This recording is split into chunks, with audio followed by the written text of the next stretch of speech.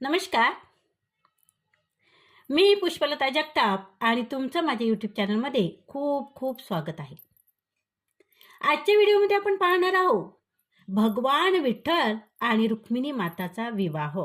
ही कथा आजच्या व्हिडिओमध्ये आपण पाहणार आहोत. चला तर मग. ओम नमो भगवते वासुदेवाय.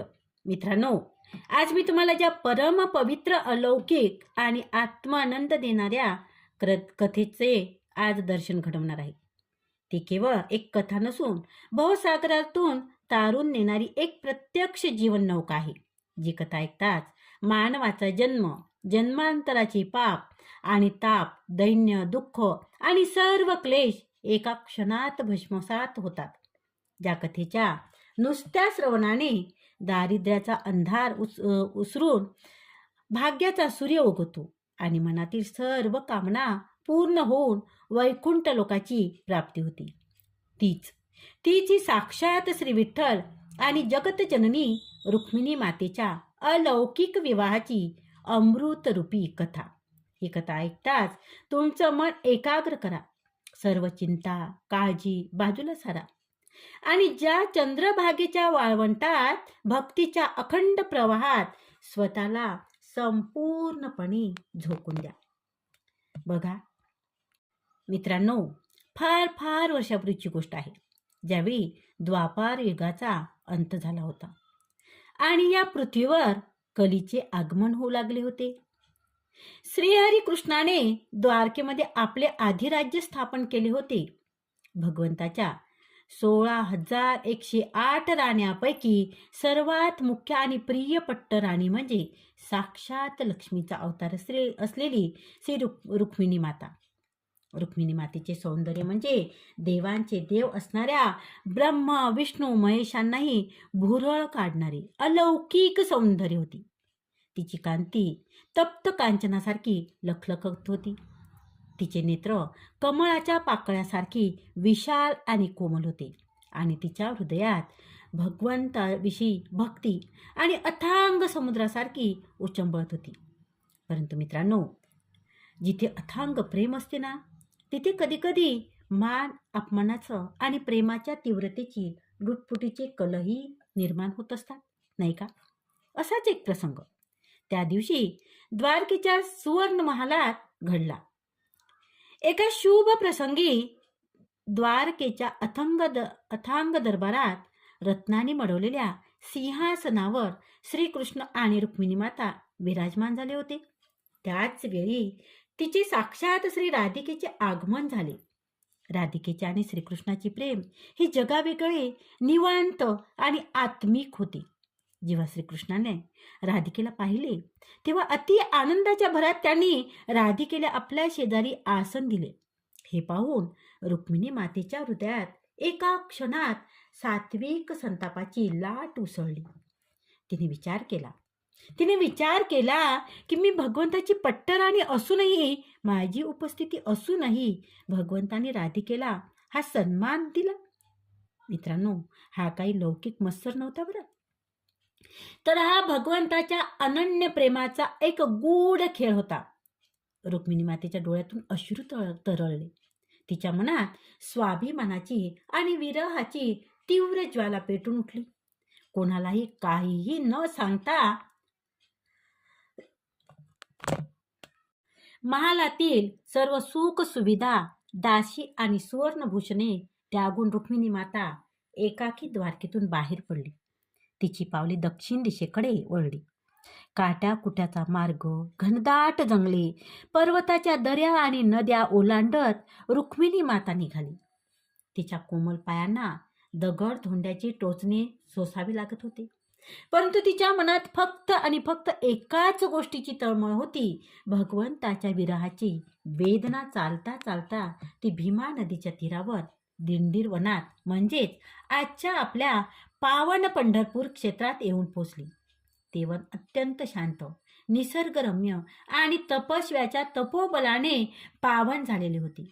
तिथे आल्यावर रुक्मिणी मातेने एका तमालाच्या झाडाखाली आपले स्थान ग्रहण केले आणि ती भगवंताच्या ध्यानात तपात मग्न झाली. ती अन्न जल त्यागून केवळ भगवंताच्या नामाचा जप करत बसली. तिचे रूप तपाच्या तेजाने आणखीनच उजळून निघाले होते. परंतु तिच्या अंतःकरणातील भगवंताच्या दर्शनाची आणि त्यांच्या प्रेमाची एक अखंड आस पेटलेली होती. तिकडे द्वारकेमध्ये रुक्मिणी निघून गेल्यावर श्रीकृष्णाचे मन अस्वस्थ झाले. रुक्मिणी शिवाय द्वारकेची सर्व शोभा, सर्व ऐश्वर्य आणि सर्व आनंद हे निष्प्राण वाटू लागले. भगवंताचे डोळे रुक्मिणीच्या शोधात काकुळतीला आले. मित्रांनो, हो, जो संपूर्ण विश्वाचा मालक आहे ना, ज्याच्या एका कृपा दृष्टीने ब्रह्मांडाची निर्मिती आणि लय होतो, तो परमात्मा आपल्या भक्ताच्या आणि आपल्या अर्धांगिनीच्या विरहात कासा वीस झाला.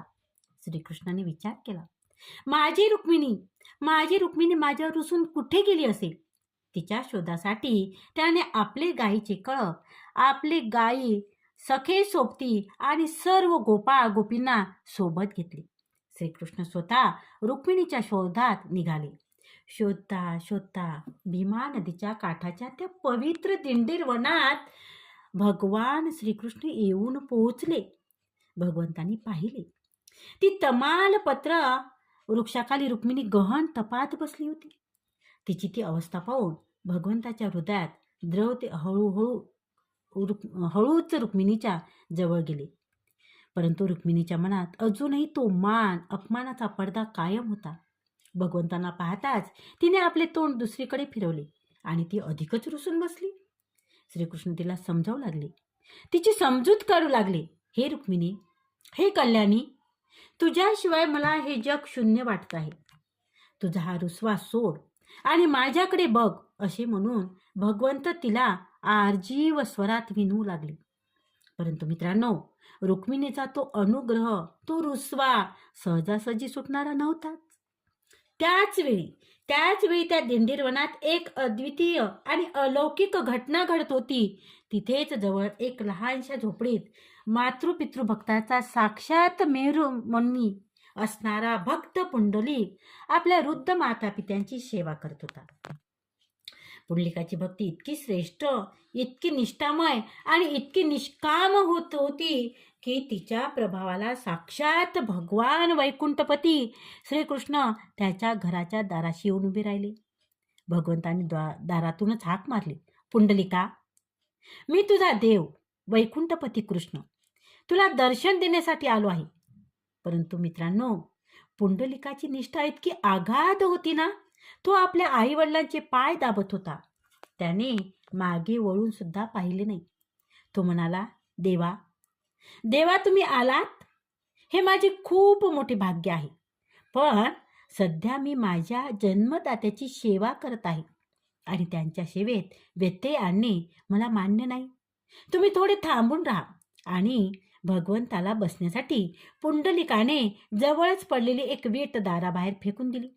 साक्षात त्रिभुवनाच्या स्वामी जगद्गुरु श्रीकृष्ण भक्ताच्या आज्ञेचे पालन करण्यासाठी त्या विठेवर दोन्ही हात कमरेवर ठेवून उभे राहिले. योगे 28 झाली तरी भगवंत त्या विठेवर तसेच समचरण ठेवून अत्यंत शांत आणि प्रेमळ मुद्रेने उभे आहेत. पण मित्रांनो, रुक्मिणी मातेचे काय झाले? रुक्मिणी माता अजूनही त्या वनात रुसून बसली होती. मग विठ्ठलाने रुक्मिणी मातेची समजूत कशी काढली?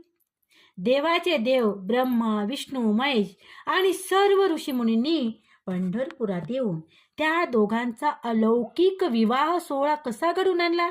मित्रांनो, भगवंताच्या या अगाध लीलेचं वर्णन करताना शब्दही तोकडे पडतात.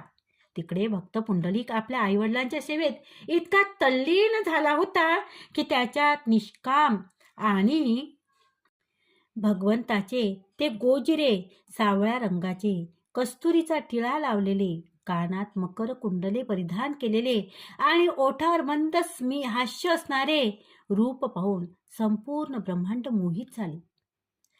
परंतु मित्रांनो, भगवंताची अर्धांगिनी साक्षात लक्ष्मीचा अवतार असणारी श्री रुक्मिणी माता अजूनही पंढरपूरच्या त्या वनात तमालाच्या छायेत रुसून बसलेली होती. तिच्या मनातील तो सात्विक संताप आणि विरहाची तीव्र वेदना अजूनही शांत झालेली नव्हती. भगवंताने विचार केला, मी इथे विठेवर उभा राहिलो, पण माझी प्रिय रुक्मिणी जर माझ्या शेजारी नसेल तर हे क्षत्र पूर्ण कसे होणार? तिच्याशिवाय माझी ही रूप आणि माझी ही लीला अपूर्णच राहील. मग पांडुरंगाने आपल्या मनात एक लीला रचली आणि इंद्रादी देवांना, नारद मुनींना आणि सर्व ऋषीमुनींना सूक्ष्म रूपाने संकेत दिला. क्षणातच स्वर्गातून देवांची धावपळ सुरू झाली. नारद मुनीने आपली विणा छेडली आणि नारायण नारायण असा गजर करत ते पृथ्वी लोकाकडे धावले. देवराज इंद्र, ब्रह्मदेव, भगवान साक्षात महेश, सर्व देव, गंधर्व आणि ऋषीमुनी पंढरपूरच्या त्या पावन भूमीवर प्रगट झाले. पंढरपूरचे ते वन देवांच्या उपस्थितीने, दिव्यस्त्राच्या तेजाने आणि पारिजातकाच्या दिव्य सुगंधाने उजळून निघाले. नारद मुनी सर्वप्रथम रुक्मिणी मातेकडे गेले. तिचे ते तपाने कुश झालेले पण महातेजाने उजळलेले रूप पाहून नारद मुनींनी मातेला प्रणाम केला आणि म्हणाले, हे जगज्जननी, हे त्रैलोक्याची स्वामिनी रुक्मिणी माते, तुझा हा रुसवा आता सोड. ज्या भगवंतासाठी तू हे कठोर तप सोसत आहे ते साक्षात श्रीकृष्ण तुझ्या प्रेमापोटी तुझ्या विरहाने कासावीस होऊन इथे धावत आले आहे. भक्ताच्या भक्तीसाठी ते एका विटेवर उभे आहेत, पण त्यांची नजर मात्र अखंड तुझ्याच शोधात आहे. तुझ्याशिवाय भगवंताचे वैकुंठही ओस पडले आहे.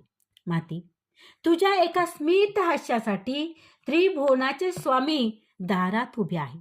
आता तुझा हा मान अपमानाचा पडदा दूर कर. रुक्मिणी मातेने जेव्हा नारद मुनीने हे शब्द ऐकले तेव्हा तिच्या डोळ्यातून आनंदाश्रू वाहू लागले. तिचे मन द्रवले. हो मित्रांनो, भगवंताच्या प्रेमाची ओढच अशी असते की जिथे सर्व रुसवे फुगवे, सर्व मान अपमान बर्फासारखे वितळून जातात. रुक्मिणी माता हळूहळू उठून उभी राहिली. तिने आपले तपाचे स्थान सोडले आणि ती भीमा नदीच्या वाळवंटातून भगवंताच्या दिशेने चालू लागली. ती जसजशी पुढे येत होती तसतशी तिच्या पावलाच्या स्पर्शाने ती पंढरीची माती पावन होत होती. तिकडे विठेवर उभा असलेला श्री विठ्ठल आपल्या प्रिय रुक्मिणीला येताना पाहून ओठावर अलौकिक हास्य आणून वाट पाहत होता. जेव्हा रुक्मिणी माता भगवंताच्या समोर आली तेव्हा दोघांच्याही नजरा एकमेकांना भिडल्या. त्या क्षणी चंद्रभागेच्या वाळवंटात एक अलौकिक चमत्कार घडला. संपूर्ण सृष्टी स्तब्ध झाली. वाऱ्याचा वेग मंदावला आणि आकाशातून देवाने पुष्पवृष्टी करण्यास सुरुवात केली. रुक्मिणी मातेने पाहिले की तिच्या प्राणप्रिय श्रीकृष्ण तिच्यासाठी भक्ताच्या एका विटेवर युगानयुग उभी राहायला तयार झाला. तीच सर्व कोपे, सर्व संताप त्या क्षणी गळून पडली. तिने भगवंताच्या चरणी मस्तक ठेवले. भगवंताने तिला प्रेमाने उठवले आणि आपल्या डाव्या बाजूला स्थान दिले. मित्रांनो, त्याच पावन क्षणी सर्व देवांनी आणि ऋषी मुनींनी विचार केला की भूलोकीची हा सर्वात दिव्य आणि पवित्र प्रसंग आहे. भगवान विष्णू आणि लक्ष्मी मातेचा हा भूलोकीतील पुनर्मिलन सोहळा म्हणजेच साक्षात श्री विठ्ठल आणि रुक्मिणीचा विवाह सोहळा. ब्रह्मदेवाने स्वतः पौरोहित्य स्वीकारले. देवराज इंद्रानी स्वर्गातून दिव्य मंडप उभारला. गंधर्वांनी मधुर गायन सुरू केले. अप्सरांनी नृत्य सुरू केले. चंद्रभागेची पाणी त्या मंगल कार्यात जणू अमृतासारखे पवित्र झाले. ऋषीमुनींनी वेदांचे मंत्रोच्चार सुरू केले. सावधान असा मंगलाष्टकाचा गजर झाला आणि सर्व देवांच्या, भक्तांच्या आणि ऋषींच्या साक्षीने श्री विठ्ठल आणि रुक्मिणी मातेचा विवाह सोहळा अत्यंत थाटामाटात आणि दिव्य तेजाने संपन्न झाला. रुक्मिणी मातेने भगवंताच्या गळ्यात वरमाला घातली आणि भगवंताने रुक्मिणीला आपले अखंड अर्धांग म्हणून स्वीकारले. रुक्मिणी माता भगवंताच्या डाव्या बाजूला उभी राहिली आणि तेव्हापासून श्री विठ्ठल रुक्मिणी या रूपात जगातला तारायला सिद्ध झाले. हा अलौकिक सोहळा इथे संपन्न झाला. हा अलौकिक सोहळा पार पाडल्यानंतर सर्व देवांनी आणि भक्तांनी भगवंतांचा जय जयकार केला. पुंडलिक वरदा हरी विठ्ठल, श्री ज्ञानदेव तुकाराम, पंढरीनाथ महाराज की जय. या जयघोषाने संपूर्ण पंढरपूर भीमेचे वाळवंट आणि आकाश दुमदुमून गेले. भक्त पुंडलिकाच्या भक्तीमुळे आणि रुक्मिणी मातेच्या त्या अनन्य प्रेमामुळे साक्षात वैकुंठ भूलोकी अवतरले होते. मित्रांनो, जसा हा सोहळा पूर्ण झाला तशी विठ्ठल रुक्मिणीची ही जोडी भक्ताच्या कल्याणासाठी पंढरपुरात सदैव कायम झाली. जी व्यक्ती या अलौकिक विवाहाची कथा अतिशय भक्तिभावाने एकाग्र चित्ताने आणि श्रद्धेने ऐकतील किंवा सांगतील, तिच्या जन्मजन्मांतरीचे सर्व पातके जळून भस्म होतात. त्यांच्या घरात कधी अन्नधान्याची आणि धनाची कमतरता भासत नाही. ज्यांच्या विवाह काळात अडचणी येत असतील ना, त्यांच्या सर्व बाधा दूर होतात. त्यांना योग्य आणि गुणी जीवनसाथीची प्राप्ती होते. पती पत्नी मधील सर्व कलह गैरसमज दूर होऊन त्यांच्यात अखंड प्रेमाचा आणि आदराचा झरा वाहू लागतो. शेवटी सर्व सुखाचा उपभोग घेऊन ती जीवात्मा भगवंताच्या वैकुंठ धामास प्राप्त होतो. यात तीळ मात्र सुद्धा शंका नाही. अशी ही श्री विठ्ठल आणि रुक्मिणी मातेच्या विवाहाची परम पावन आणि अमृत तुल्य कथा जेथे संपूर्ण झाली आहे. आपणही सर्वजण आपल्या मनात त्या पंढरीरायाचे आणि रुक्मिणी मातेचे ध्यान करूया आणि भगवंताच्या चरणी नतमस्तक होऊन बोलूया, पुंडलिक वरदा हरी विठ्ठल, श्री ज्ञानदेव तुकाराम, पंढरीनाथ महाराज की जय. तुकाराम महाराज की जय. आणि मला आशा आहे की हा व्हिडिओ तुम्हाला नक्की आवडेल आणि असेच व्हिडिओ पाहण्यासाठी तुम्ही चॅनलला सबस्क्राईब जरूर करा. तसेच बेल आयकॉनला क्लिक करा आणि हाईप द्यायला सुद्धा विसरू नका. तर धन्यवाद मित्रांनो, खूप खूप धन्यवाद.